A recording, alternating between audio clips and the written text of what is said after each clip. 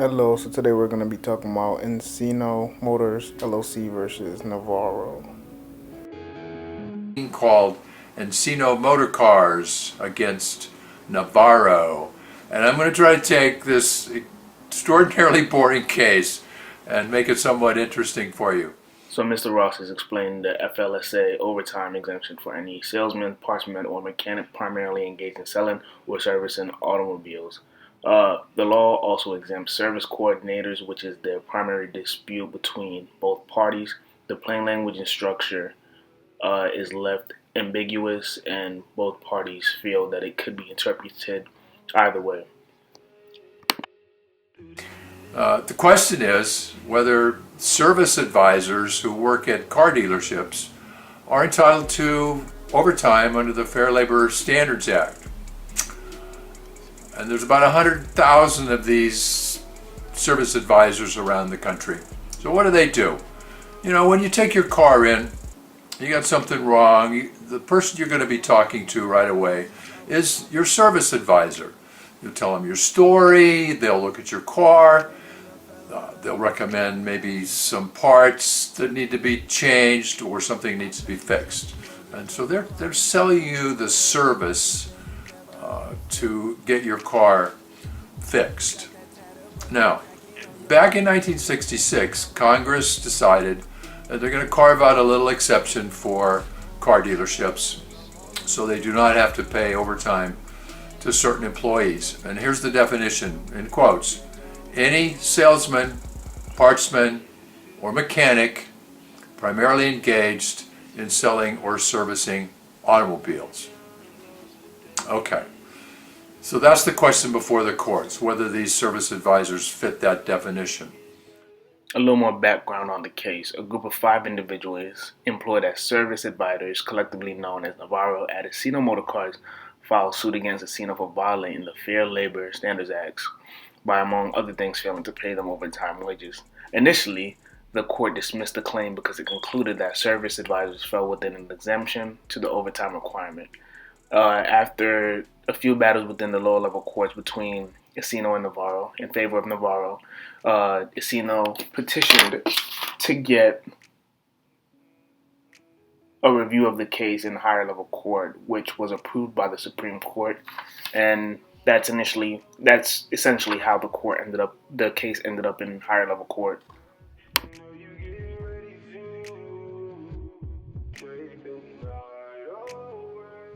We'll hear argument first this morning in case 16-1362, Encino Motor Cars versus Navarro.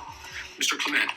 Mr. Chief Justice, and may it please the court, service advisors are salespeople primarily engaged in servicing automobiles.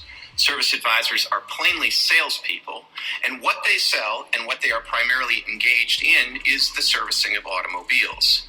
Thus, respondents and the nation's 100,000 service advisors come within the literal disjunctive text of the FLSA exemption for any salesman, partsman, or mechanic primarily engaged in selling or servicing automobiles, trucks, or farm implements. Encino Motor Cars argues that the plain text of the Fair Labor Standards Act exempts service advisors from the FLSA overtime requirement. They contend that service advisors are clearly salesmen based on their duties, and that service advisors spend a majority of their time assisting with servicing vehicles at dealership. They assert that many grammatical and textual indicators support its interpretation. So basically, Encino feels like they don't have to pay that overtime to the service advisors because under the FLSA, under the plain text, under the way it was structured, it exempts them, and they feel that they shouldn't have to pay them based on that. It's the court. The exemption in this case is for any salesman, partsman, or mechanic primarily engaged in selling or servicing automobiles. The most obvious reason why, or the clearest reason why service advisors don't come within that exemption is they don't service automobiles. In our brief, we cite the five most authoritative dictionaries of the English language, and they define service as to maintain or repair. You don't maintain or repair a car in the way people would ordinarily speak with a pad or a clipboard and a pencil or a telephone, which are the primary tools that service advisors use. You do it in the back of the shop when you're actually working on the car. Service advisors don't do that, and therefore they don't service cars. So Navarro basically feels that Congress did not intend to implicitly include service advisors with the exemption by including partsmen, because partsmen have different duties that include servicing cars. They also feel that partsmen were only added after witness testimony at congressional hearings stressed their critical role in servicing part. Navarro also stresses that congressional record demonstrates that salesmen, partsmen, and mechanics were exempt because they often worked irregular and unpredictable hours. They feel that salesmen are exempt because they worked offsite, which created difficulties in tracking hours.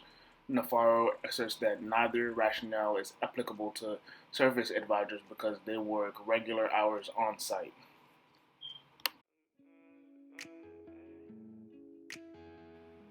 The Supreme Court reversed the hold that service advisors fall within the FLSA exemptions for salesmen primarily engaged in servicing automobiles.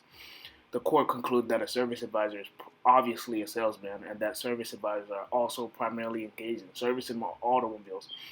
Although service advisors do not physically repair automobiles, the court held that the statutory language is not so constrained.